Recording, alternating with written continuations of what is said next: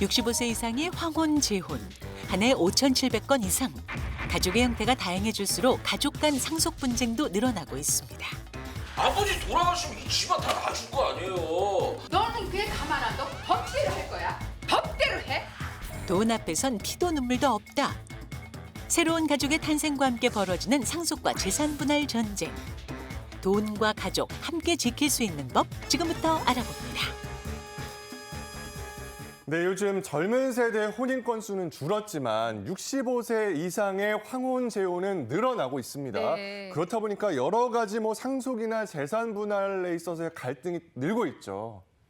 네, 어느 정도나 늘고 있나요? 아까 꽤 많더라고요. 5,700건이라고 하고요. 자, 말씀을 좀 드리겠습니다. 정말 많이 늘고 있는데 우리가 통계청 기준으로 봤을 때 지난해 혼인 정년기, 곧 그때 가면 결혼쯤 하겠지 하는 25세에서 34세에 있는 이 대상들을 봤더니 남성들 기준으로 해서 10만 4,900건이 이때 혼인이 일어났던 반면에 올해는 봤더니 1,100건이 줄었어요. 근데 반면 60세 이상 되신 분들 남성의 혼인 건수를 봤더니 7,700건인데 이게 작년과 비교해 보면 500건이 늘어난 겁니다. 그만큼 많이 늘었는데 실제 우리가 노년 재혼의 특징을 보면 사실혼으로 사신 분들 주변에 꽤 계시잖아요. 이런 분들까지 함께 모은다면 노년, 곧 황혼 재혼은 실제 이것보다 굉장히 많을 것이다라고 추측이 됩니다. 네, 그 노년의 새로운 가정을 정말 새롭게 꾸린다는 게 쉬운 선택은 아니거든요. 근데 또 이와 관련해서 자녀들의 입장도 좀 궁금해집니다. 대한민국 효자 효녀의 표본. 네, 지금 두 분께서 자리를 함께하고 계신데요. 저희가 두 분은 어떻게 생각하시나요? 부모님께서 혹시 나중에 뭐 이렇게 재혼한다 이럴 때 찬성할 것 같아요? 반대할 것 같아요? 저는 네. 부모님이 원하시면 부모님의 네. 선택을 늘 존중할 마음으로 갖고 있는 효녀입니다. 다만 이제 뭐 상속 같은 거 뭐 이런 거는 좀 교통 정리를 미리 좀 잘 해주시고 선택을 잘 하시길 바랍니다. 예. 저도 효자. 효자이지만 저는 무조건 반대입니다. 진짜요?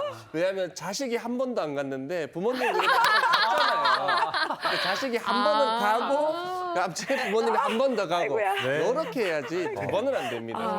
그렇군요. 네. 저희는 우리 양상국 씨의 사랑을 늘 응원하죠. 네, 계속해서 아니 지켜보면서 응원만 하지 말고 누구를 한 명 또 소개를 해줘요. 열심히 응원하겠습니다. 우리도 무엇이든 소개팅 해가지고 네. 그죠? 이렇게 결혼 많이 할 수 있게 그런 특집을 한번 마련해도 좋겠어요. 네, 사랑을 찾을 수 있도록. 자, 그렇다면 우리 전문가적인 입장에서 이효선 교수님은 어떻게 보세요? 사랑의 나이가 어디 있겠습니까? 저는 뭐 황혼재혼 전적으로 추천하고요. 혹시 기회가 된다면 저도 한 번쯤 그냥 하는 얘기입니다. 여보 사랑해. 네. 근데 생각해 보면 우리가 과거와 다르게 사회적 인식이 정말 많이 달라졌죠. 어디 그뿐인가요? 결혼정보업체들에서도 이런 황혼 재혼을 중심으로 정말 활발하게 이런저런 홍보들을 하고 있고요.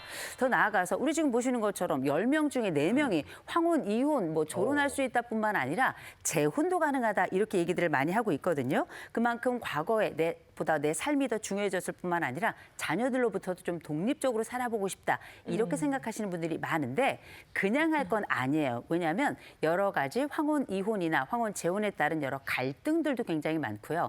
또 전원 자녀들 간의 여러 어려움도 있고 무엇보다 상속이나 유산, 재산 이런 것과 관련된 갈등이 워낙에 많아지고 있기 때문에 우리가 어떤 또 다른 선택을 할 때에도 정말 신중하게 해야 될 필요는 있을 겁니다. 그러니까 아무래도 재혼을 하다 보면 가족 구성원이 확 늘어나는 거기 때문에 네. 그 과정에서 뭐 재산 상속이라든지 이런 여러 가지 갈등이 더 많아지겠어요.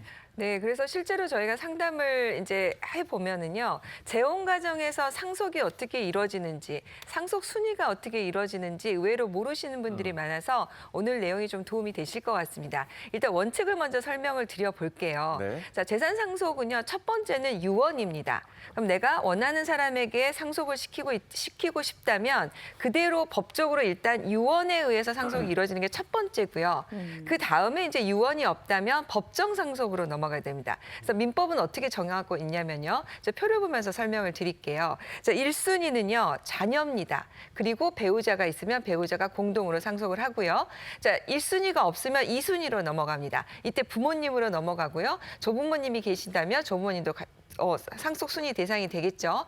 자, 이 경우에 이제 자녀가 없으면은 배우자가 있다면 배우자가 부모랑 같이 상속을 하게 되고요. 3순위는 형제자매로 넘어가고 4순위는 사촌인의 반결정인데 이제 뭐 예를 들면 이모, 외삼촌, 사촌, 조카 뭐 이런 순위로 넘어가게 되는 겁니다. 네. 그런데 재혼으로 이제 된 새 자녀라면 네. 새 자녀는 상속을 받을 수 있는 건가요, 없는 건가요? 네, 재혼 과정을 도표로 한번 그려봤습니다. 보여주시겠어요? 자, 화면을 보면서 나상속 씨가 있고요. 나상속 씨가 이 결혼 씨와 재혼을 했습니다. 근데 보니까 자녀는 어떻게 됐냐면 전처와 사이에 딸이 있어요. 그리고 또 이 결혼 씨도 전 남편과 사이에 아들이 있네요. 그리고 재혼을 한 이후에 두 사람 사이에 딸이 있습니다. 자, 이 경우에 나상속 씨가 사망을 했다면 네. 상속은 어떻게 이루어질까요? 당연히 이제 부인인 이결혼 씨 받고 그리고 딸 A, B, 이 딸 저 딸 다 딸 2명 그리고 저기 이제 아들 다 받을 수 있는 거 아닌가요? 아닙니다. 이게 왜냐면 네. 피가 통해야 돼요. 제가 저번에 배웠잖아요. 아. 그렇기 때문에 딸 2명만 받을 수 있습니다. 아, 그래요? 아닙니까? 오, 양상국 씨 우와. 복습도 하셨나 봐요. 와.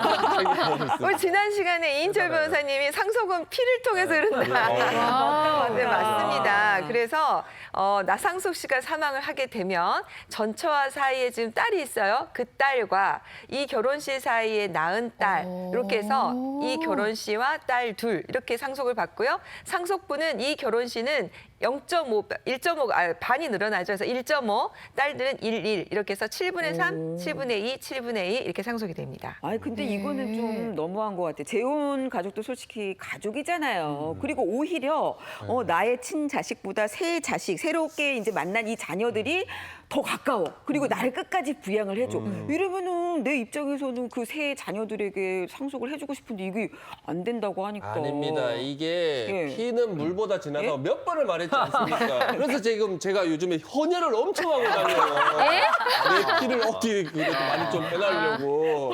아, 그래서 그렇구나. 이게 아무리 연락을 안 하고 지내고 이래도 네. 그래도 그 자식한테 가는 거 아닙니까? 친자식한테. 일단 뭐 헌혈은 많이 할수록 좋은 건 맞아요. 예, 근데 뭐 상속이랑은 큰 관련은 없을 것 같은데 변호사님. 우리 양상국님이 아주 복습을 잘하신 것 같아요. 우리 양소연 변호사님이 너무 잘 설명해 주셨는데 여러분 상속이 될까 안 될까 하나만 기억하시면 된다. 다시 한번 상속은 뭐를 따라 흐른다? 피를 따라 따라 흐른다. 즉 나하고 핏줄이면 상속이 되고 아니면 안 되는 거예요. 혈연 관계가 있느냐 없느냐. 아까 4순위까지 말씀드렸잖아요. 다 내 혈연 관계예요. 자녀, 부모님, 형제자매, 사촌까지 내 혈연 관계가 있잖아요.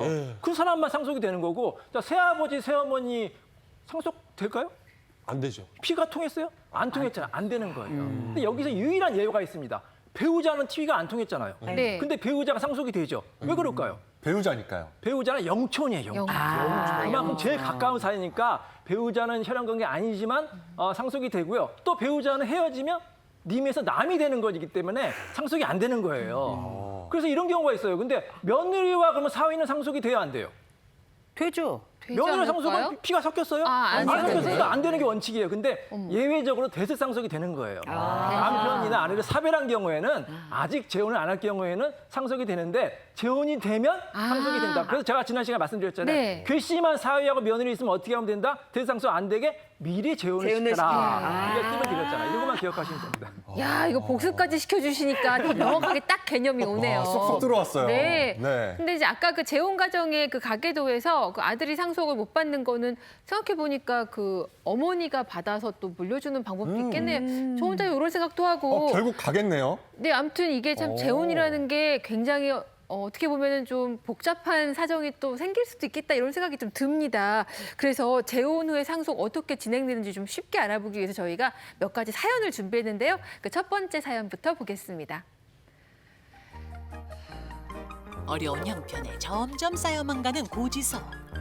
한숨만 나오는 상황에 수미지는 결국 재혼 후 남처럼 살던 아버지에게 도움을 요청하는데요. 여보세요? 아버지, 저 수민인데요. 잘 지내시죠? 나야 뭐 그럭저럭 지내고 있지. 아니 근데 너 평소에 전화 한 통 없다가 오늘 무슨 바람에 전화를 다 했냐? 아이, 요즘 김서방이 쫄딱 망했어요. 아버지가 생활비 좀 빌려주실 수 있을까요? 아이고, 네가 시집간 네가 언젠데? 정이나 그러면 시댁에 부탁을 하든가. 아버지 재혼하시고 양육비 한 푼도 안 주셨잖아요. 15년도 더 지난 양육비 얘기가 지금 왜 또 나와? 예비 바쁘니까 끊어. 여보세요? 아버지! 서로 감정만 상한 채 끝나버린 대화. 그러던 어느 날 수민 씨에게 전화 한 통이 걸려왔습니다. 바로 아버지와 재혼한 새어머니였는데요. 그리곤 충격적인 소식을 듣게 됩니다. 아버지가 오늘 새벽에 갑자기 심장마비로 돌아가셨어. 뭐라고요? 갑작스레 세상을 떠난 아버지. 그리고 며칠 후 마음을 추스리기도 전에 새어머니가 수민 씨의 집을 찾았습니다. 지냈지? 저기 사실은 내가 이것 때문에 왔어. 이게 뭐예요? 새어머니가 건넨 서류는 바로 재산 상속 포기서. 상속폭이요? 아니 내가 네 아빠랑 살면서 사업도 도와 병수발 다 해. 고생은 내가 다 했잖아. 그러니까 우리가 마저 가져야지 많이. 아버지 재혼하시고 제 양육비 한 푼도 안 주셨어요. 아줌마 아들은 생활비 몇백씩 주고 결혼할 때 2억도 줬다면서요. 예, 너는 내 남편한테 해준 게 뭐 있는데? 네 아빠가 그러는데 전화하면 맨날 돈 얘기만 했다며. 저도 아버지 딸이에요. 저 이거 못 사요. 가져가세요. 왜 못해? 평생 받지 못한 양육비와 아버지의 재산. 수민 씨는 이제라도 그 보상을 받고 싶다는데요. 저는 아버지가 재혼하고 나서 양육비 한 푼도 못 받았어요. 아니 양육비도 못 받고 상속도 못 받으면 저는 어떻게 해요? 저 상속비 받을 수 있는 건가요? 네. 이거 속상하네요, 진짜. 아니, 제가 딸이라서 뭐 따님을 대변하는 거 아닙니다만, 아까 그러셨잖아요. 피는 불보다 진하다. 네. 왜 피가 같은 피여야 이렇게 상속이 된다. 이랬는데, 살아 계셨을 때도 친딸은 안 챙겨주고, 그러니까요. 새 아들만 그렇게 뭐 결혼자가 아까 2억 원이요? 야, 이게 말이 됩니까? 어떻게 된 거예요, 상욱 씨? 뭐 제가 잘못한 거는 아니고 그래도 피를 따라가니까 그치. 네. 이게 아무리 연락을 안 하고 뭐 못 빼더라도 딸이 받을 수 있는 거 아닙니까? 맞아. 자, 하나하나 궁금증을 짚어보겠습니다. 우선 네. 첫 번째는 보니까 이제 아버지 친딸이 있단 말이죠. 이 친딸이 그동안 못 받은 양육비를 받을 수 있긴 한 건가요, 변호사님? 네, 실제로 이제 저희가 상속 사건을 상담을 하다 보면 이런 경우가 발생을 해요. 그리고 또 어떤 경우도 있냐면 그러니까 혼외자가 등장을 하는 경우도 있어요. 그래서 갑자기 나타나서 못 받은 양육비와 그다음에 상속을 하겠다 이렇게 나타나는 경우가 있어서 오늘 내용이 이제 현실에서는 많이 고민이 되는 내용입니다. 그런데요, 양육비라는 건요, 누가 받는 거냐면 본인이 받는 게 아니에요. 이 아이를 키워준 부모가, 엄마가 받는 거거든요. 그래서 양육이네. 첫 번째 양육비 청구를 할 수 있는 사람은 딸은 아니고 어머니입니다. 네, 그래서 그건 좀 유의하셔야 될 것 같아서 그 부분은 그렇고요. 그다음에 이제 양육비와 관련해서 그러면 아버지가 양육비 당연히 물어줘야 되겠죠. 줘야 되는 돈이에요. 그럼 안 줬으면 이게 채무로 남아 있는 거잖아요. 그럼 양육비를 줘야 할 채무가 상속이 돼서 지금 새 어머니에게 그럼 청구를 할 수 있느냐, 상속인으로서 청구를 할 수 있느냐, 그 문제가 좀 발생해서 좀 어렵게 느껴지시나요? 네. 근데 이 경우에는 안 됩니다. 양육비를 지급할 채무는요, 아버지만 부담하는 일신 전속적인 의무예요. 그래서 요거는 상속이 안 됩니다. 그래서 상속인은 어머니에게 이걸 주장할 수는 없는 거고요. 그래서 양육비와 관련해서 이제 약간의 정리가 좀 필요한 것 같아요. 그래서 자, 그럼 그 어머니가 이 상속인을 상대로 해서 그 새로운 배우자, 지금 상속인이죠, 재혼하는 어머니 상대에서 할 수가 없어서 기본적으로 양육비는 좀 청구할 수 없을 가능성이 커요. 네. 네. 역시 또 하나 배웁니다. 뭔가 고민되는 게 있으면 빨리 상담을 해서 빨리 뭘 해야지 받지. 시간 지나면 이게 안 되는구나. 상황이 많이 바뀌어 있으니까. 지금 따님의 네. 질문은 약간 말이 안 되는 거였네요. 네, 딸이 직접 네. 양육비를 받을 수는 없는 거였네요. 네. 근데 저 아까 화면 보면서 궁금한 게 그 네. 따님 나이가 20대는 아니고 한 30대처럼 보였는데 네. 다 컸잖아요. 그렇죠. 혹시 양육비도 뭐 그 소멸시효 뭐 이런 거 있잖아요. 그런 게 혹시 있는 건 아닌지. 그래서 기간이. 제가 아까 네. 혼외자 말씀드렸잖아요. 네. 그래서 재혼한 경우에 이제 이런 경우에는 상속이 일어나면 그 어머니가 나타나서 과거 양육비를 전부 다 청구를 했었어요. 네. 그러니까는 시간이 지나도 양육비와 관련해서 합의된 바가 없다면 아예 한 번도 판결도 받은 적이 없다면 네. 구체적으로 권리가 생겨난 적이 없지 않느냐. 소멸이라는 거는 권리가 있어야 소멸하는 건데 아예 그런 권리가 한 번도 청구된 적이 없으면 이거는 시효 없이 계속 청구를 할 수 있다. 이게 이제 기존의 대법원 판례였거든요. 네. 그러다 보니까 40년이 지나도 50년이 지나도 나타나서 합의된 바가 없으면 과거 양피 다 물어내라 해가지고 뭐 1억, 2억 이렇게 받아가곤 했었습니다. 네. 그랬는데 이게 이제 판례가 바뀌었어요. 이러다 보니까 너무 오래된다. 그래서 이제는 성년이 된 이후에 10년이 경과하면 이제 더 이상 양육비를 청구할 수 없다. 이래서 요 지금 사연 속에 있는 자녀가 몇 살인지는 모르겠는데 네. 성년이 지나고 10년이 안 지났다면 어머니가 아버지를 상대로 청구를 할 수 있을 거고 그렇지 않으면 청구를 할 수 없을 겁니다. 그렇군요. 자, 그렇다면 새 어머니의 입장을 한번 보도록 하겠습니다. 지금 현재 아버지의 재산이 본인과 함께 결혼 생활을 하면서 일군 것이기 때문에 다 자기에게 그 의미가 있다, 자기에게 역할이 있다라고 얘기를 하면서 사연 속 딸에게 재산 상속 포기를 네. 할 것을 요구하는데 이게 가능한 건가요? 일단 한 가지 팁을 드리면 네. 여러분 이제 혹시 뭐 부모님이 돌아가시나 그러면 이제 상속 포기를 하라 이렇게 이제 주변에서 요구하는 경우가 있어요. 예를 들어서 이제 아직 미소년 자녀인데 삼촌이 나타나서 내가 다 관리할 테니까 너희는 나만 믿어. 이거 서류에 사인을 해. 그래서 상속 포기 사인하잖아. 큰일 나요. 한 번 사인하면은 아버지 어머니 재산이 아무리 많이 많아도 상속을 포기했기 때문에 한 푼도 못 받습니다. 그러니까 절대로 상속 포기에 함부로 사인하지 마시고 유일하게 상속 포기를 해야 될 때가 있어요. 언제냐? 빚이 너무 많이 남기고 돌아가시면 그때 상속 포기하면 좋겠죠. 그때도 사실 상속 포기보다 한정 승인 제도가 있으니까 그 경우에도 함부로 사인하지 말고 전문가의 꼭 상담을 받은 다음에 뭐 이렇게 도장을 찍는다든지 하셔야지 절대로 함부로 찍어주지 마시고요. 네. 그다음에 또 중요한 제도가 뭐냐면 특별 수익이라는 제도가 있어요. 이것도 생소하시죠? 이건 뭐냐면 여러분 제가 쉽게 설명드리면 이래요.